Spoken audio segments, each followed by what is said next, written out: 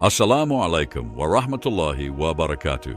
Today we're diving into a topic that's both fascinating and complex: the Muslim community in Switzerland. We're going to take a journey through time and across the country to explore how Islam has become a part of Swiss society. We'll kick things off by looking at the history of Islam in Switzerland, how it all started, and how the Muslim community grew over time. Then we'll crunch some numbers, giving you the lowdown on just how many Muslims call Switzerland home, including the split between Sunni and Shia communities. From there, we'll zoom in on daily life. What's it like being Muslim in Switzerland? Where do most Muslims live, and what kind of jobs do they have? Of course, it's not all smooth sailing. We'll tackle some of the challenges faced by Muslims in Switzerland head-on. And finally, we'll address the tough but important topic of Islamophobia. Is it a problem in Switzerland, and what's being done about it? So buckle up for an informative ride through Swiss Muslim life. Let's get started. Firstly, let us go deeper into the history of Islam in Switzerland. It's a pretty fascinating journey when you really look into it. So, the earliest Muslim presence in Switzerland dates back to the late 19th century, but we're talking really small numbers here. You had a handful of Muslim students coming to study at Swiss universities, and a few diplomats from Muslim-majority countries. Nothing major, just a tiny sprinkling. The real story starts picking up after World War II. In the late 1940s and early 1950s, you start seeing more Muslims arriving, mainly from Eastern Europe. We're talking Albanians and Bosnians mostly. These were often people fleeing communist regimes, looking for a fresh start. But the big wave, the one that really changed the game, that kicked off in the 1960s and 1970s. Switzerland, like a lot of European countries, was booming economically and needed workers. So they started bringing in guest workers from places like Turkey, Yugoslavia, and later North Africa. A lot of these workers were Muslim. Here's the thing though. At first, nobody really thought these workers would stick around. The idea was they'd come, work for a few years, then head back home. But life doesn't always work out that way, right? Many of these workers ended up settling in Switzerland, bringing their families over, having kids. And just like that, you've got the beginnings of a real Muslim community in Switzerland. The 1980s and 1990s saw another significant influx. This time it was mostly refugees and asylum seekers from places like Bosnia, Kosovo, and other parts of the former Yugoslavia, torn apart by war. Then you've got people coming from further afield: Somalia, Iraq, Syria, Afghanistan, each wave bringing its own cultural flavors to the mix. What's interesting is how the Swiss Muslim community has evolved over time. In the early days, it was mostly about just getting by, finding work, learning the language. But as the community grew and got more established, you start seeing the development of Islamic organizations, the building of mosques, well, prayer rooms at first. Actual purpose-built mosques came later. The emergence of Muslim voices in Swiss public life. And it's not just about numbers growing. The nature of the community has changed too. You've got second and third generation Muslims now who were born and raised in Switzerland. They might have a different relationship to both their Islamic heritage and Swiss culture compared to their parents or grandparents. It's also worth noting that Islam in Switzerland isn't one monolithic thing. You've got different ethnic groups, different schools of thought, different levels of religiosity. There are Turkish mosques, Albanian mosques, Arab mosques. You've got Sunnis, Shias, Sufis, and everything in between. So when we talk about the history of Islam in Switzerland, we're really talking about multiple histories, multiple waves of migration, and a constantly evolving community. It's a story that's still being written, really. Let us now examine the numbers and demographic characteristics of Muslims in Switzerland in more detail. According to the most recent comprehensive data I've seen, which comes from the Swiss Federal Statistical Office, Muslims make up about 5.5% of the Swiss population. That translates to roughly 450,000 to 500,000 people. But here's the thing. These numbers can be a bit tricky to pin down exactly. Why? Well, for one, Switzerland doesn't collect official statistics on religious affiliation in its census anymore. So a lot of these figures are based on estimates and surveys. Plus, the Muslim population in Switzerland is pretty dynamic. You've got people coming and going, converting, and so on. Now, when it comes to the breakdown between Sunni and Shia Muslims, it's not an exact science. but most estimates put it at around 85–90% Sunni and 10–15% Shia. That's pretty much in line with global percentages, actually. But here's where it gets interesting. A significant portion of Muslims in Switzerland, some studies suggest up to a third, describe themselves as non-practicing or secular. They might identify as Muslim culturally or by heritage, but they're not necessarily religious in their day-to-day lives. In terms of nationalities, it's a real mix. The largest groups are people with roots in the Balkans, so we're talking Bosnia, Kosovo, Macedonia, Albania. They make up about 40% of Swiss Muslims. Then you've got people of Turkish origin, around 20%. The rest is a mix of people from Arab countries, South Asia, and Sub-Saharan Africa. Age-wise, the Muslim population in Switzerland tends to be younger than the general population. A lot of this has to do with immigration patterns and birth rates. You've got a significant number of young families and second-generation Swiss Muslims. Another interesting stat is that about a third of Muslims in Switzerland are Swiss citizens. This number has been growing over the years as more people naturalize or are born in Switzerland. Geographically, Muslims aren't evenly spread across Switzerland. You tend to find larger concentrations in urban areas and in the German-speaking parts of the country. Cities like Zurich, Basel, and Geneva have significant Muslim populations, but you'll find Muslim communities in pretty much every canton. One more thing to note, the Muslim population in Switzerland is growing, but maybe not as fast as some people think. The growth rate has actually slowed down in recent years compared to the rapid increase we saw in the late 20th century. So that's the numbers side of things. Remember though, behind all these statistics are real people with diverse backgrounds, experiences, and ways of practicing or not practicing their faith. The Muslim community in Switzerland is far from monolithic. It's a vibrant, diverse group that defies easy categorization. All right, let's dive into the daily lives of Muslims in Switzerland. It's a pretty diverse picture, so I'll try to give you a good overview.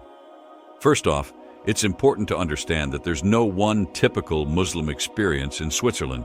You've got people from all walks of life, different ethnic backgrounds, and varying levels of religious observance. In terms of where they live, you'll find Muslim communities all over Switzerland, but there are definitely some hotspots. The biggest concentrations are in urban areas, particularly in the German-speaking parts of the country. Zurich, for instance, has a significant Muslim population. You'll also find large communities in cities like Basel, Bern, and Geneva. The French-speaking cantons, especially around Lake Geneva, also have sizable Muslim populations. When it comes to jobs and professions, Swiss Muslims are involved in pretty much every sector you can think of. You've got Muslim doctors, teachers, IT professionals, shop owners, factory workers, you name it. There's a good number of Muslim entrepreneurs too, running everything from small kebab shops to tech startups. Daily religious practices vary a lot. For observant Muslims, finding time and space for daily prayers can be a challenge, especially in workplaces. Some larger companies have started providing prayer rooms, but it's not super common. Mosques and Islamic centers play a big role here, offering spaces for prayer and community gatherings. During Ramadan, many Muslims fast, which can be tough, especially when the holy month falls during the long summer days. Some workplaces are becoming more accommodating, allowing for flexible hours or breaks for iftar, breaking the fast. Food is another important aspect. Halal food is becoming more widely available in Swiss cities, with specialized butchers and restaurants catering to Muslim dietary needs. Some schools now offer halal options in their cafeterias, though this has been a point of debate in some areas. Education is a big deal for many Muslim families. You've got Islamic schools in some of the larger cities, but most Muslim kids attend regular Swiss schools. There's often a balancing act between maintaining Islamic traditions and integrating into Swiss society. Community life is really important. Mosques aren't just places of worship. They're community centers where people gather for social events, educational programs, and cultural activities. You've also got various Muslim youth groups, women's organizations, and cultural associations that play a big role in community life. Sports and recreation are big too. You've got Muslim sports clubs, and many young Muslims are active in local sports teams. There's been some discussion around things like mixed-gender swimming lessons in schools, but generally, most Muslims find ways to participate in Swiss sporting culture. When it comes to clothing, it varies a lot. In the bigger cities, you'll see some women wearing hijabs, but it's not universal. Full-face veils like niqabs are pretty rare. Most Swiss Muslims dress in ways that blend Islamic modesty with contemporary Swiss fashion. Politics is another area where Swiss Muslims are increasingly active. You've got Muslim politicians at various levels of government, though they're still underrepresented compared to the overall population. One challenge many Muslims face is balancing their religious and cultural identity with Swiss norms and expectations. This can be especially tricky for the younger generation, who might feel caught between their parents' traditions and the Swiss society they've grown up in. Overall, the daily life of Muslims in Switzerland is a mix of the ordinary and the unique. They're dealing with the same day-to-day stuff as everyone else: work, school, family life, while also navigating the challenges and opportunities of being a religious minority in a secular country. It's a dynamic, evolving situation, with people finding creative ways to be both Muslim and Swiss. All right, let's get into the challenges and problems faced by Muslims in Switzerland. It's a complex issue, with both systemic and day-to-day challenges. One of the biggest issues is discrimination. Muslims in Switzerland often face prejudice in various aspects of life. This can show up in the job market, where studies have shown that job applicants with Muslim-sounding names are less likely to get callbacks for interviews.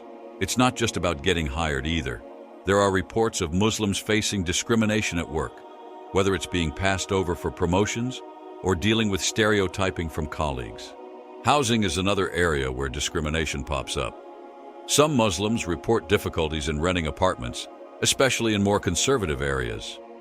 This can force Muslim families to cluster in certain neighborhoods, which sometimes leads to concerns about ghettoization.